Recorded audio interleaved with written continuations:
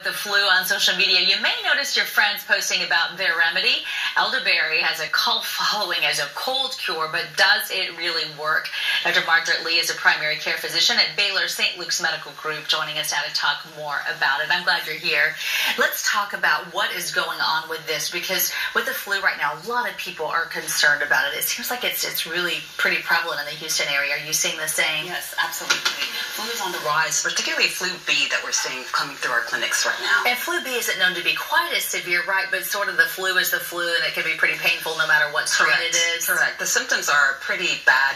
Fever, chills, sudden onset of body aches, and people feel pretty bad to come in and see us, actually. Well, people want to take anything they can to help themselves feel better. And we keep hearing about elderberry. It is all over social media.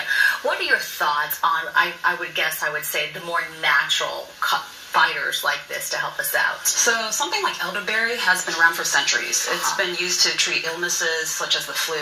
Some studies show that it might actually help alleviate some of the symptoms of the flu, but I think further research still needs to be done to prove its efficacy and safety in the end. So what do you suggest to treat the flu? So we do have prescription medications. If you come in and see us and you're diagnosed with the flu, if taken within 48 hours of your symptom onset, that can help ease the symptoms of the flu.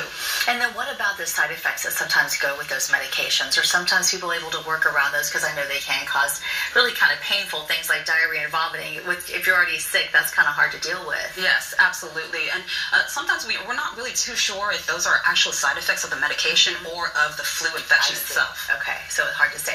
Now, when I take a look at this list here, some just typical things to do where you're resting, you're getting plenty of fluids. Does that make a big difference? What else do you suggest? Absolutely. Hand washing precautions are key. And I tell all my patients, just try to quarantine yourself as much as possible from other people, because that's how you're going to pass it in the first place. We want to prevent it in the first place, right? So how do we do that? Because anybody who's had the flu knows how painful it can be. Absolutely. So we definitely advocate vaccination. Vaccination is the key. You'd rather not get it than to have to treat it in the end and deal with the complications of the flu. And we keep hearing that even if you get the flu,